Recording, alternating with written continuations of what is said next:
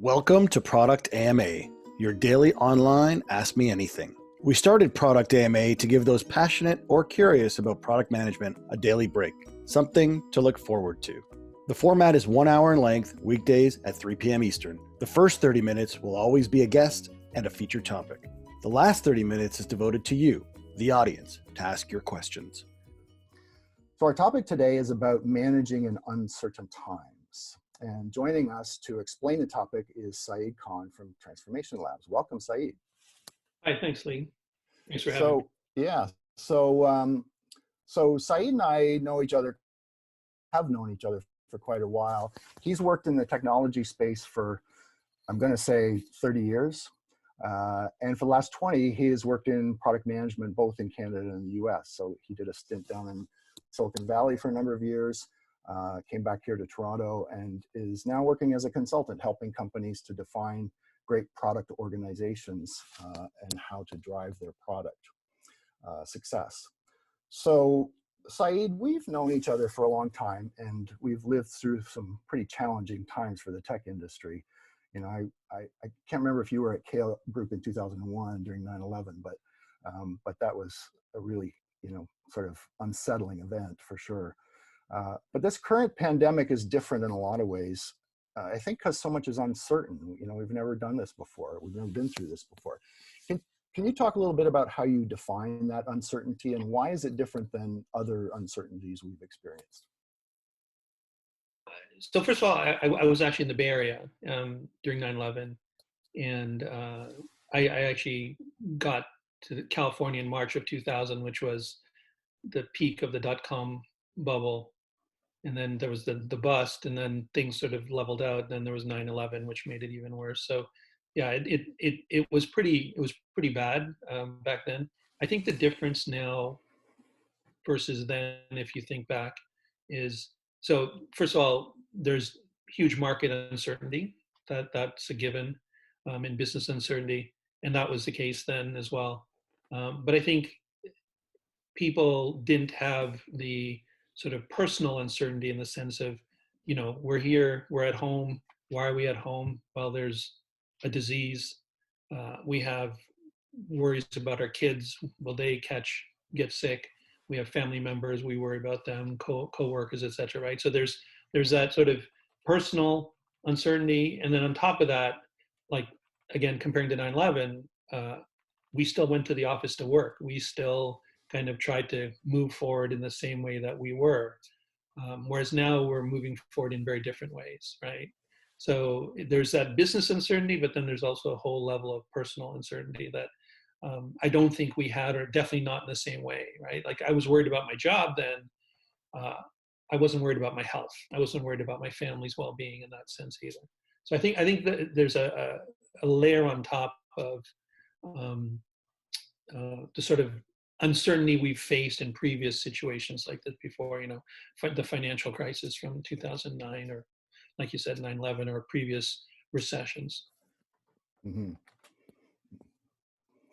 So we're talking about managing in a time of uncertainty. Yeah. We should also talk about the definition of managing from your standpoint. When we talk about these uncertain times and managing, what should we think about differently?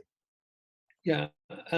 So I think two things. So first of all, just back on the uncertainty topic, right? Like there's sort of this concept of risk and then uncertainty, and oftentimes we might think of them as something similar, but they're actually fundamentally very different, right? Because just in normal times, 2 months ago, normal times, there was risk, right? Like you might have a product release, you might have some other, there's some risk associated with that, but you would meet and you discuss the risk and you put some measure on it. Yeah, there's a 30% chance this release will get delayed, and here's why, and this is what we're doing, and you could always kind of ascertain that. Uncertainty is different, right? Because uncertainty is literally uncertainty. We can't put a number on it, right?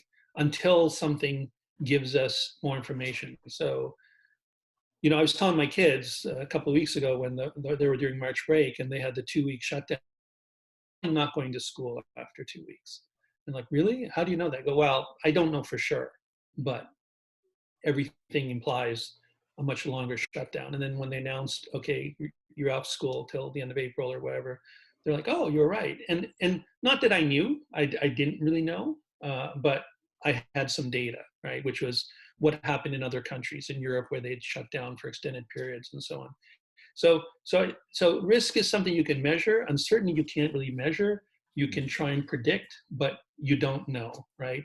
And if we think, like, I held a workshop here in Toronto on March 10th, I think it was, a long time ago.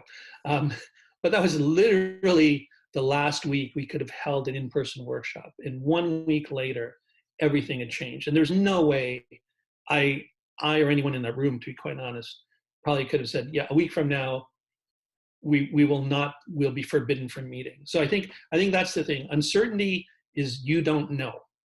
You just don't know. And that's kind of the situation we're in now, right? You ask anyone, what are you planning on doing? It's just like, no, I might go on a vacation. I'm not going on a vacation, you know that. But you really don't know. And I think that's the difference, right? Risk you can measure and you can ascertain in some way, and there's some probability around it. Uncertainty, there's nothing that you can do. I read an interesting article today. So Apple, being the company they are, they do a lot of work, highly secretive. They lock people. They have special areas in their company, and things are cordoned off, and there's no information sharing between them. If you know the story of the iPhone, it's famous. What are they doing now? People are at home, or they're definitely not in the office. They're in uncharted waters. They don't know, right? I'm sure they're figuring out, they're smart people, but they couldn't have predicted this, and they don't know how to deal with it, and they'll work it through. So again, not to belabor the point, but risk you can manage, uncertainty you don't, and you have to deal with as best you can. So in a way, managing in uncertain times is a bit of an oxymoron. How do you manage, right? Well, yeah. No, but so let's define managing, because I think that's important, right? And manage is, we're product managers, or we're, whatever type of managers we might be. We don't really think about that. I always say people talk about the word product manager, but they think product and manager. They don't focus on the manager part. But I think now we really have to focus on the manager part, or the management part, because we have to figure out what we can do to move our products or our companies forward, and how we can do that. And I think this is where a real discipline of management comes in. So if you think in the traditional sense of management, what it is, business management, right? You take a look at the market, and, at a very, very high level, some kind of analysis of opportunities, threats, weaknesses, all that stuff. You make some strategic plans, and then you try and implement them, and then you adjust as you go forward. I apply. I just think they have to be changed and kind of to reflect the reality. So as an example, I was talking to a company last week, and I asked them, what are they doing? How have things changed for them in the last month?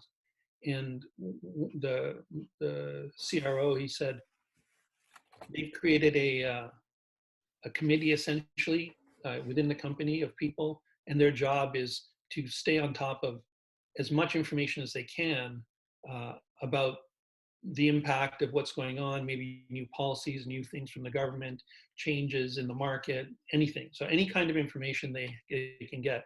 And then every single day, the first thing in the morning, they meet with the management team and they do an update. And then from that update, the management team can decide, okay, what are we going to do, if anything, differently today than yesterday? And do we have to announce anything to our employees? So, an obvious one was several weeks ago, the shutdown and the work from home. And, they were, I think, a week ahead of the kind of official work from home declaration. But that was an example of sort of how do we manage to, minimize disruption in the short term, right? And then also their goals right now are, how do we get that revenue coming in, or continue to get that revenue coming? So there's a very short-term focus. But conversely, what they said was they still have an eye on the long term. So it's not just keep the lights on today, right? They're still investing in product. They're still thinking about, whatever 9, 12 months, whatever the time frame is, when things aren't as kind of locked down like they are now, right? And who knows how long they'll be. Maybe it's shorter, maybe it's longer, but they're investing in product. There's strategic things they see that are going to be important in the long term. So it's this kind of balancing act between ultra short-term management, right? Meaning, what do we do operationally, and how do we focus, today, tomorrow, and then how do we keep our eye on the ball in the long term, so we're not caught unprepared when, the markets get some level of semblance of normalcy, or whatever you want to call it. And I really like that. I thought that was so smart, right? We're collecting data, we're getting lots of signals, we're using that, and they're learning every day, and then we're still focusing on where we want to get to in the future. Well, and that's great to hear, but you have to recognize that that's maybe unique to companies that have a bit of a safety net, right? I mean, they can afford to go for some period of time with less revenue or something like that. In the startup world, it's a lot different. I mean, this has had a huge impact because it's just pulled the rug out from under most of them. Yeah. And so to some extent, they may have to revisit their longer term strategy, because they may not survive, Sure. So just to What's be your clear, thought this on was that? not a Yeah. huge company I was talking about. This was Okay. a 130, 150 person company. So, and I don't know their financial situation. I'm assuming they're reasonably stable, but they did have concerns about short-term revenue. Mm-hmm. But I think for the short term, right? So like you said, companies that don't have a lot of runway. And I'll just using that. My wife, I mentioned she has her own business.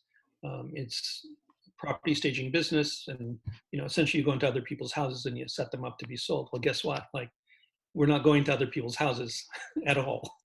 So what do you do there? So she's figuring it out, but everyone has their own unique situation. And I think one of the things people have to realize is that look around and see what supports there are, right? So the government is doing what they're doing, and they're trying to help small businesses, whether it's through. But I think another thing is, and I don't want to belittle the challenge that companies have, right? But change always brings opportunity of some kind. And I'm not saying, oh, you can just pivot and suddenly magically you'll have revenue or you'll have success. But I think that you have to look at what's changed in the market for your customers, or your maybe some adjacent customers, and then understand maybe there's some new opportunity to message or communicate to your customers, or serve a new set of people. Again, using the same example as before. One of the things they said was they're looking at their messaging, and whereas say 2 months ago they were talking about certain benefits, now they're talking about cost savings, and they're talking about, they used to talk about collaboration, which is great. Now they're talking about remote work, so how they can actually facilitate people working from a distance, and so they're really changing how they're messaging based on what's important to their customers. And yes, their customers might be going through problems themselves, but at least they're trying to get into the mindset of their customers and say, okay, what's important to them now versus before? How can we address that? And then they're looking at how can product, right? So it's not just a messaging exercise, but how can product, for example, enhance that? So maybe they're changing their product roadmap in the short term to say, okay, we're going to support the messaging of collaboration or distance, remote working, or whatever those things are, right? And unless you're in a company like my wife's, where literally, your revenue's gone to zero, there is that opportunity, right? To say, okay, because your competitors are probably going to do that as well, right? You assume your competitors are going to think the same way. One of the things I've been working on a bit of a blog post on this, and I've been trying to, like, there are no rules. Like, if someone had all the answers, like, where did they get the answers from, right? So nobody has all the answers, but I've been trying to think about what are some rules that people can think about to help them drive their own thinking. And the first one I was thinking about is, like, when this first happened a month ago, when everyone went remote, I was having a discussion. Everyone's talking about, oh, how are people going to be productive at home? And all the discussions were about productivity. And it was sort of a logical thing. And then over time, it's like, no, it's not about productivity. And what I realized that, yes, you do want people to be productive, but in order to be productive, you have to give people purpose, right? Why are you still in business? Why are you doing the things that you're doing? Why are you changing things, right? And if you can define a purpose, you can get to productivity, right? Productivity is not the goal, but you want to keep people sort of in the loop. So one of the rules I came up with that I'm writing about is called purpose over productivity. And if you think about it, like look at the services that are there now, right? So like, and I'll admit it, like grocery stores, like I never paid attention to the grocery store until this happened. And all of a sudden, wow, those people are like keeping the shelves stocked. You know, there's supply chains that are working. They're keeping, you know, fruits and vegetables coming in. All these barriers that are being, this flow is still happening. So suddenly those grocery store workers who themselves may not have felt appreciated have purpose, which is they're keeping everybody fed, right? And I think I mean, that changes how you look at the work that you do. Right. And it's not like everybody can be the, you know, grocery store of their business or their industry, but I think it's incumbent on the leaders to say, okay, what's our purpose, right? And that should be something that you do normally, but in times like this, I think it becomes even more important. the purpose potentially changes, or you know, has to be a bit more flexible, right? Yes. And I think from a product management philosophy or perspective, it makes it even that much more important to have that customer intimacy and empathy, where you really keep your finger on the pulse of what's important and what's changing for your customers, right? Yeah. And ultimately, we're building product to solve problems, so we need to know what the current problems are. Right? Exactly. I mean, two other examples. So one would be Zoom, right? So it's a big obvious. Zoom's purpose before was, you know, webinars and online meetings.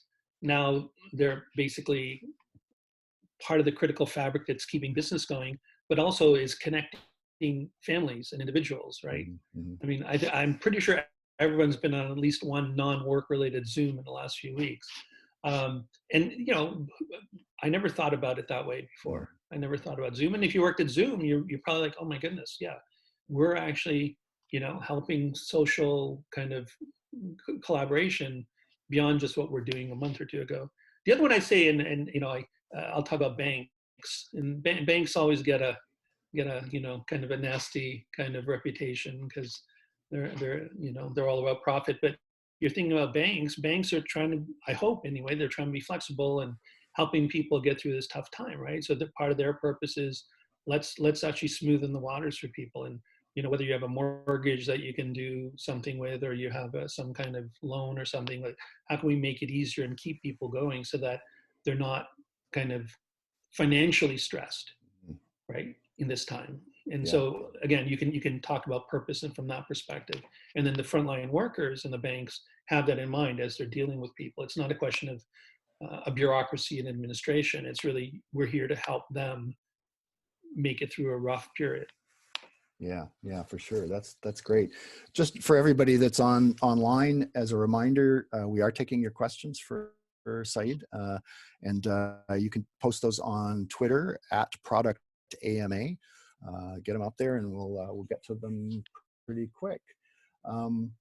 So, Saeed, you've been working on, over the last couple of years, thinking a lot about metrics for product management.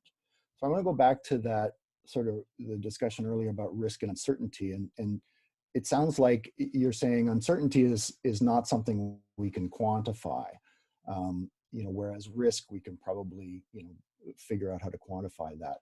But if we're in a time of uncertainty, how can we sort of measure that in some way, or at least approximate it, to know whether we're making progress through it?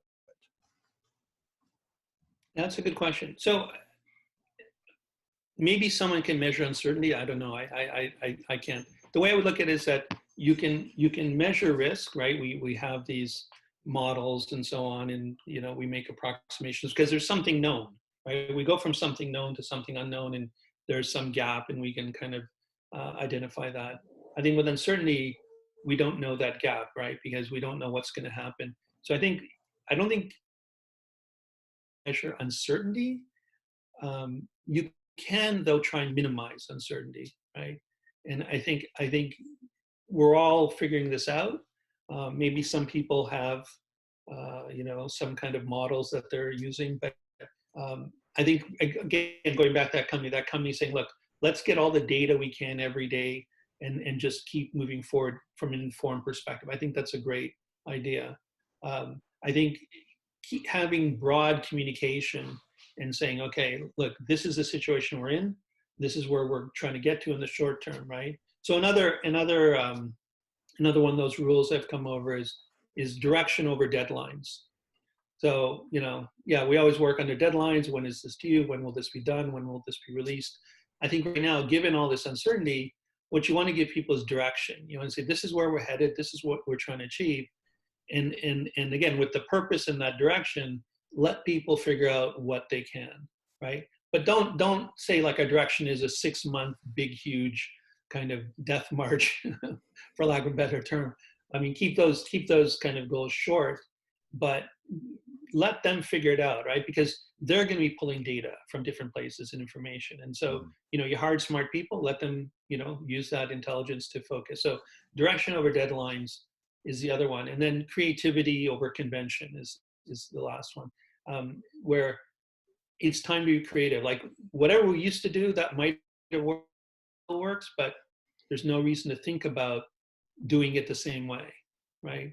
So like that example again, changing our messaging. Well, a month ago, this messaging worked. Let's not assume it's still going to work. Let's change it.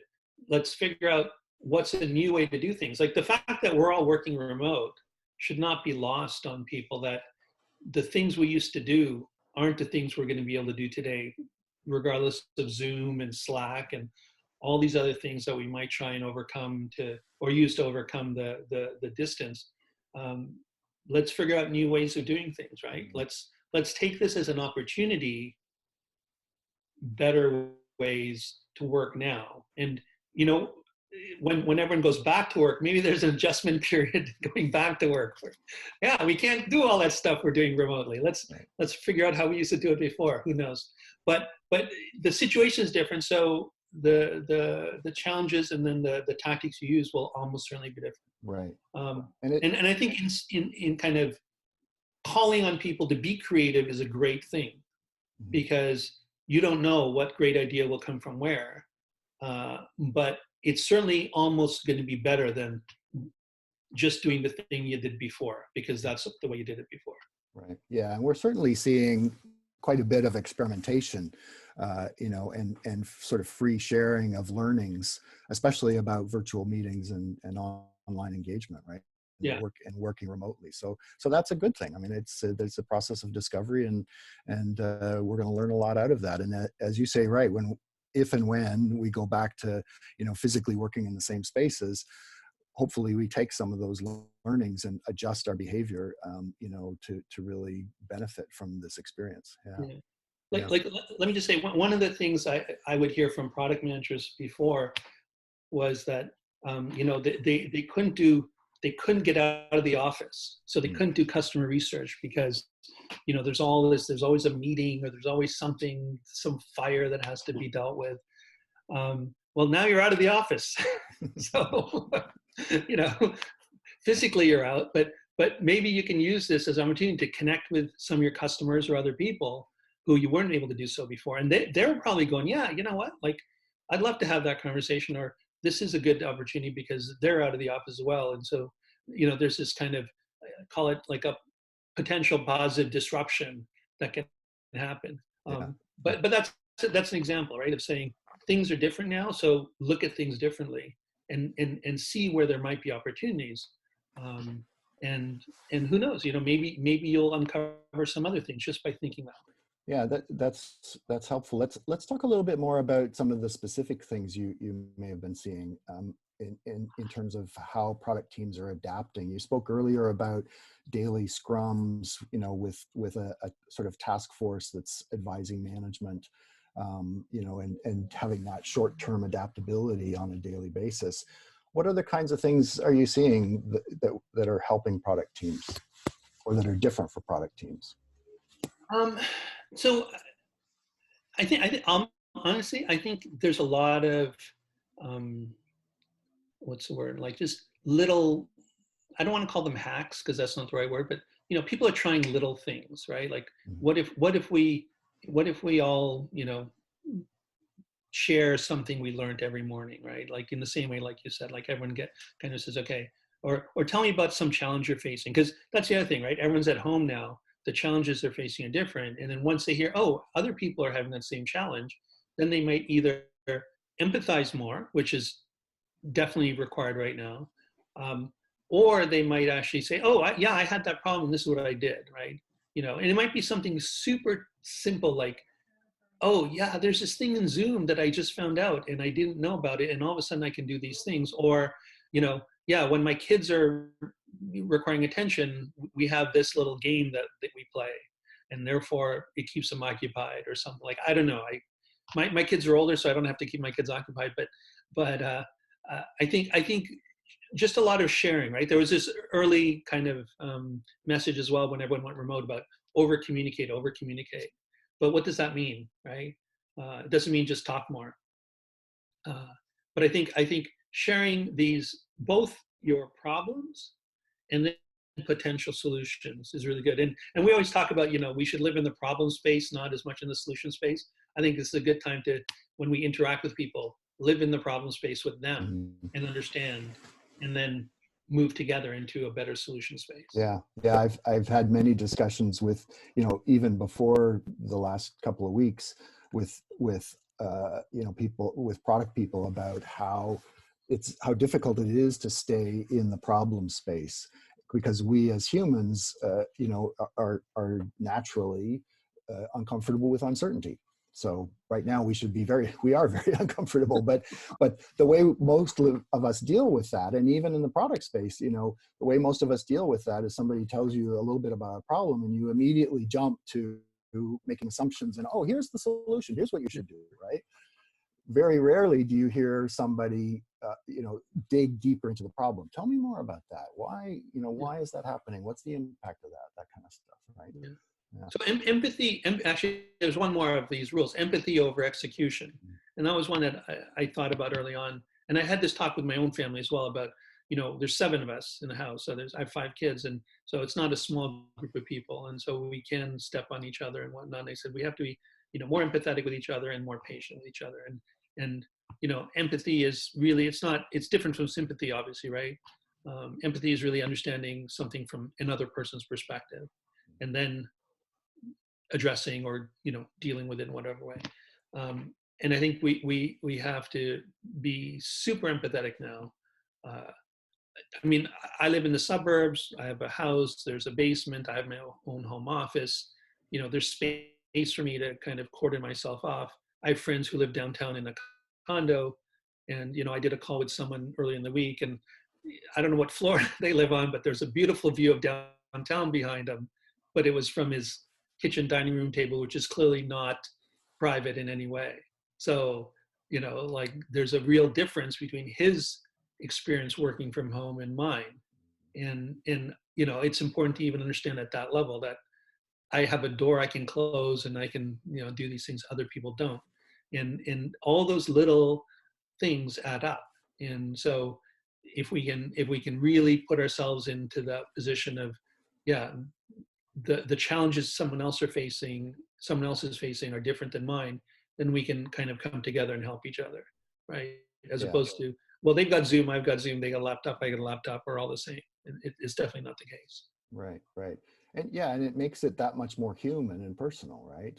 It adds another element to it, which in a sense makes it easier to empathize, right? Absolutely. So Lee, I'm going to say this. I've known you for a very long time, but I've been staring at your background and I'm learning little things about you that I'm sure I didn't know. So it's a virtual background, believe me.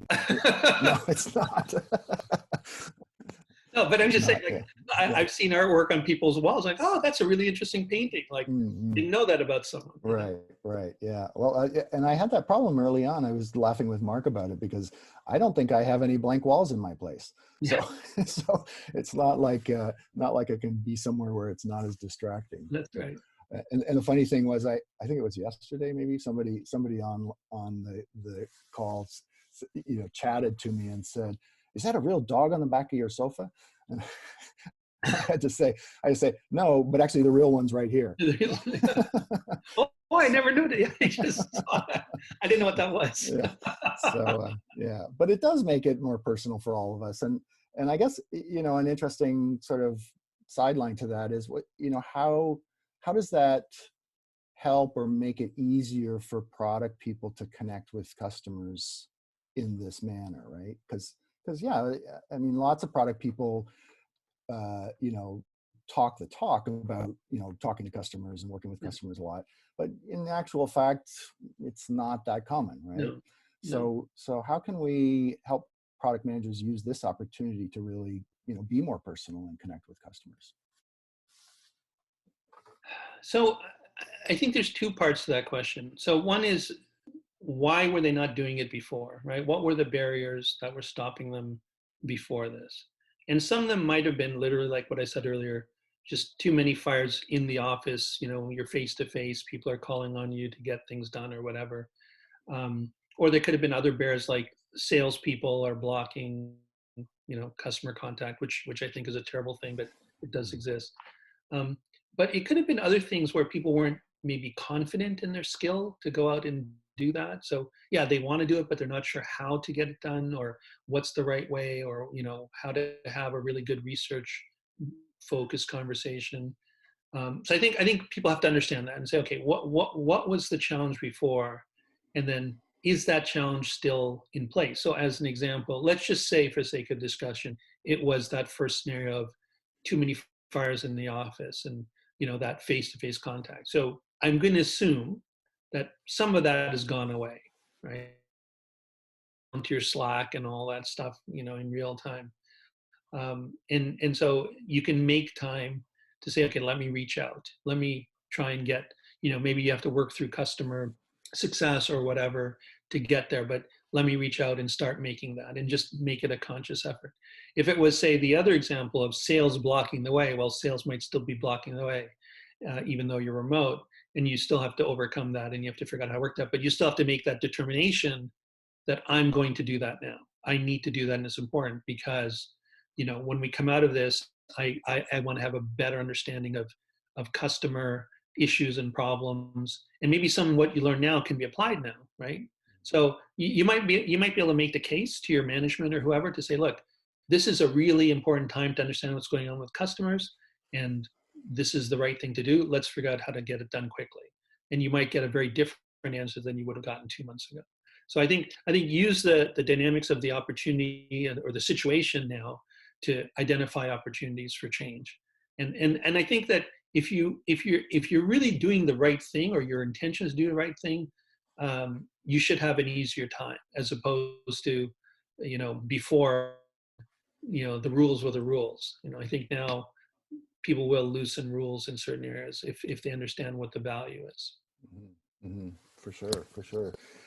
Just as a reminder to those of you that are on the call, we are taking questions, so please put them in the chat or get them on Twitter at Product AMA. Either one we can see, and so we'll get to them as soon as we can. So let's talk a little bit more about, you know, that challenge of interviewing customers and sort of learning from them. You've worked online a lot with customers. In fact, I dare, you know, I hazard to say that most of your work has been online with customers. Any tips for, you know, for product managers who aren't as comfortable with it in terms of, you know, how they get started, or what kind of things to watch out for, or what kind of things make it a lot easier? Sure.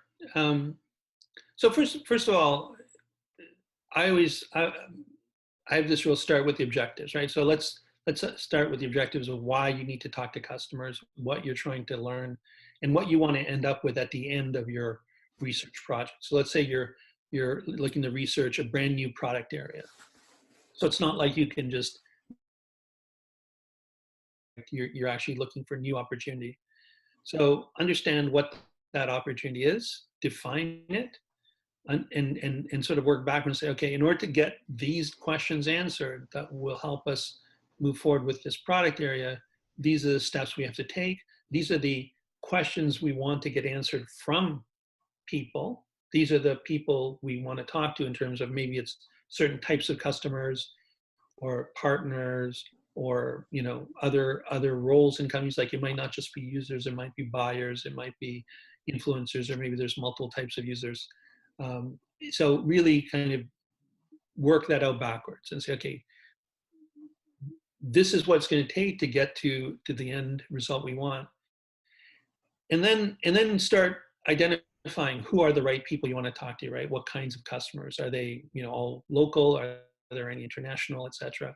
And then help them understand why you want to talk to them, because it's one thing to say, hey, can you help us research a new product area? Okay, maybe they are interested, maybe not, but what's in it for them, right? You're going to ask them to commit 30 minutes, 60 minutes, maybe more. Why would they want to do that? And it's not always a question to say, well, we'll give you something. It's here's why, this is your opportunity to help us define product direction, or that is of interest to you. Some people might say yes, some people might say no, but give them a reason, and maybe even give them a set of questions. These are the 6 or 7 or 10 questions we want to ask you, so they don't come in blind, and they understand and they can think about it. And maybe they'll pull in, oh, I brought in my colleague, she's really focused on this area, she can give you more information than me. So really have a very deliberate plan on how to do it, and sort of say, okay, if my goal is X, what are all the things I need to do, and working backwards to minimize the risk in terms of getting to X, right? Remove that, but really think it through in a structured way. And then once you get to that point, it becomes really easy because you've thought it through. The questions you're going to ask. You're going to ask a standard set of questions to different people. And then once you get the data, have a structured way to analyze it. And that's a whole different world. Mm-hmm. If you have some good UX researchers in your company, absolutely work with them, or maybe they might even lead this if they're focused on that. But use the internal resources you can, and then work it through. So that's a bit of a long answer, and it sounds a lot easier than it is. But definitely start with the objectives, work backwards, and then just reduce the places where there might be some risk along the way. Yeah, and just from your experience and perspective, I mean, what kind of things help you to put the customer you're interviewing in a more comfortable conversation? Like, you don't start off right away with questions. Like, how much do you kind of break the ice or get personal or anything like that, or like, how do you get into that? And I guess the other sort of part of that is how you have some specific questions that you're interested in, and you may have even sent them to them before, but what are you looking for that allows you to dig deeper into something or veer off of, start to discover something new and interesting? So in terms of the first part, in terms of the how do you start off? Absolutely, it depends on the relationship you have with that particular individual or that particular customer. When I was working for Informatica, which is a company I worked at for a number of years, I had built up some really great customer relationships, and these were people who were users or managers of users of our product, and I could email them and they would definitely respond right away to my email, and we could probably hop on a call in the next day or so. The breaking the ice there is a whole different, some customer who you've never spoken to before. You do want to get some rapport with them, but you're not going to go into deep personal conversation with the people who you haven't met before. I was working with a customer of mine, I'm doing a project with them now, and we had a call with one of their customers who's in Japan. This is about 2 weeks ago. And so they have a relationship with the customer, obviously, and the product manager who was was that customer, but I didn't know them. But we about COVID and the situation in Japan and the schools versus North America. I mean, it was just, you can't avoid it. And it wasn't a deep discussion, but we kind of advertised with each other, and then we got down to business. And it was really interesting to hear their situation versus ours, which is very different if you've read about it. they haven't shut things down the way we have. But then once we got into the actual meat of the call, uh, it was like no other. It was like no different than any other call. It was very, very formal, very business focused. There was a bit of a language barrier, but that was understood. Um, Yeah, for so I me, I think think that, it's trying to it's that first minute or two is trying to get the pulse or the mood of where the person's at. Like, are they in a good mood? Are they, frustrated or stressed about something? Like, that helps you to adjust your kind of approach a little bit. yeah, I guess I didn't think of it that way. I mean, most of the call, I can only think of one offhand, and that was years ago where almost hostile. Mm, but, but yeah, usually they're very cordial. People are very open. I mean, there's sometimes where you really have to push a little to get, the details you want. The way I always look at these things is, since we have our objectives and we have the structured questions we're after, it's really just an assessment during the call in terms of, did we get the context we needed, right? So it's not the answer that's as important when you're doing, it's the context, right? And sometimes you can ask why a couple of times, or you can ask follow-up question a couple of times, but if they're not willing to give you a lot of detail, you can't keep pressing them. So you have to get the mood. You're right. You have to get the mood of the person, and then you have to see during the call how willing they are to sort of open up. Some people are right. great. Some Yeah. people just, I mean, I'll say the majority of the times when I've had these kinds of calls, it's just a real great dialogue, because you're not trying to sell them anything, right? That's the other side of it. It's not a sales call. There's no hard ask at the end or anything. No trial close, whatever you want to call it. And we have uh, predicated the call on the fact that we want your input to help us drive product direction. Almost always, people respond to that. And if they don't, they don't. You don't have the call. Um, Hmm. I would have to really think a little harder and see, like, what specific techniques I use. Um, I don't know how consciously I do it anymore. Usually, you do get a sense very quickly of whether someone's going to be cooperative, and you deal with it as you go along. Right, right. Well, and I guess, in the context of today's environment, we recognize most people are going to have a heightened level of stress, Yes. and that they, may respond slightly different ways than we expect. And so kind of getting that out on the table at the beginning helps a little bit to manage the conversation. Absolutely. What's happened actually recently is, just my own experience. There have been a number of things that have been just postponed, right? People say, look, like, oh, half an hour before the call, hey, I'm really sorry, we need to postpone this call. And you just get this email, and you assume something's obviously, come up with them.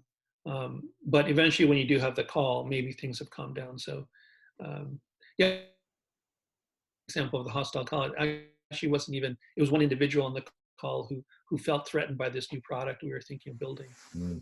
because it kind of would directly affect their job. So, you know, you can't really predict that. No, exactly.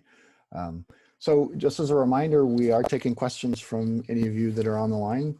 Just post them in the chat, and tell us what kind of challenges you're facing in working remotely as a product person. And I think Saeed and I would love to hear from that.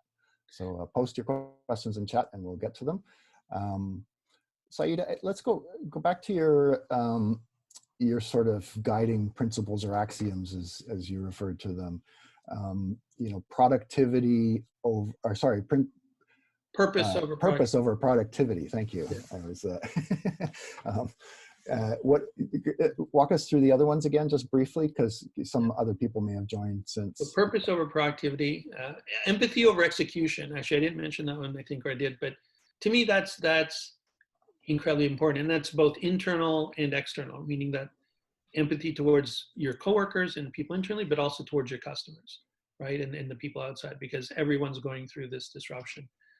Direction over deadlines, right? I mentioned that one. Another one is creativity over convention. I mentioned that, right? Like, get people creative. And the last one I wrote down here is, I think this is a real time for personal growth over personal achievement. Mm. And you know, like whether on a truly personal level at home, you know, people are starting to bake and do these other things that they never really did before, and I think that's great.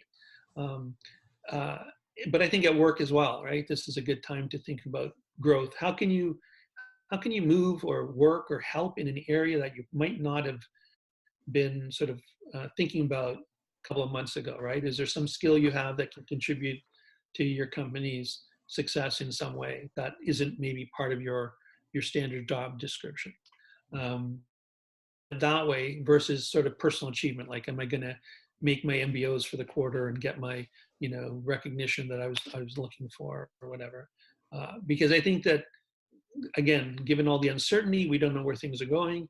So, you know, those achievements now may not be as valuable later on, but that growth that you have, that it's sort of value add, you'll be able to actually leverage for a long time after that.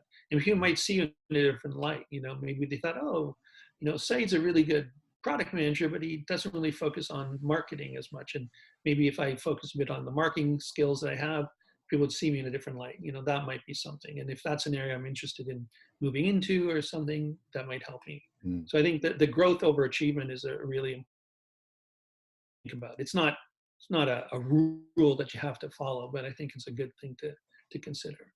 Interesting. So I want to take us back briefly to the question I asked earlier, which is related to the metrics. And you know, we all know that you can't measure, or you can't manage what you don't measure. What kind of things could we focus on or pay attention to, you know, to identify whether we're making progress in you know, the kind of these guiding principles that you're talking about? I mean, you know, purpose over productivity is kind of, if you have a choice, go, you know, focus on the purpose. Do you have any ideas about how we might sort of determine, yeah, we're doing that well or we're doing that better? So I'm going to flip that around a little bit. So I'll share something about myself. So for the last several weeks, and again, you know, just my own experience, I've really found that I've struggled with focus on things I want to get done. So just really harder for me to really spend time focusing for, you know, more than a short period of time on something. I'm getting distracted by things. I'm just, you know, thinking about other things, and I'm not blaming anyone or anything. It's just a different state of mind, and I'm not immune to all the stress that's out there. And so I personally, I've been not super, I've been very unproductive relative to, say, a month ago. Right? A month ago, I delivered a workshop, you know, downtown with Rich Marinov, and we think we did a good job and people were happy. I think the same objective I'd be hard pressed to do today, given my level of focus. I think that this productivity question is an important question, and we have to understand that people might not be as focused or as productive as we want.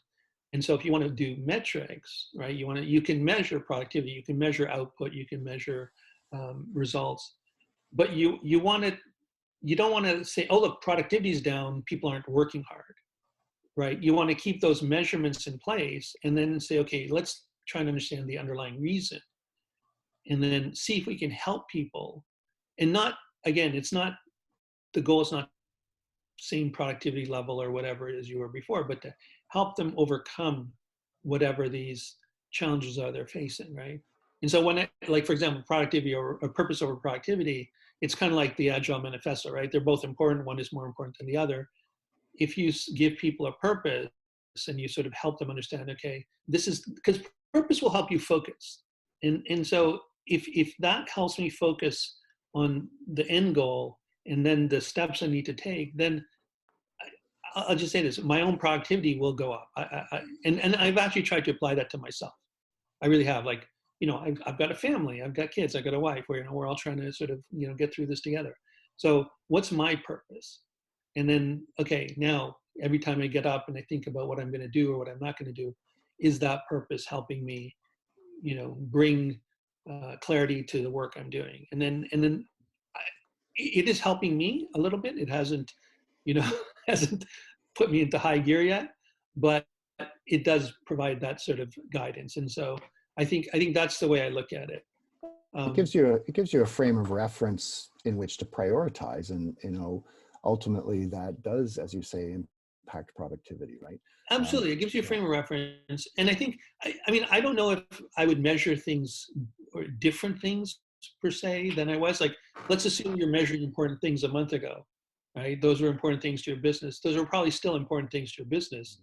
So I wouldn't say change what you're measuring, but understand why those measures have changed, and then really get to the root cause and try and help people through it. So if your revenue has gone down, well, we obviously know why our revenue might have gone down, but maybe there's some things you could do with your sales team to help them get through this, because what they were doing a month ago and what they're planning a month ago is not working right now.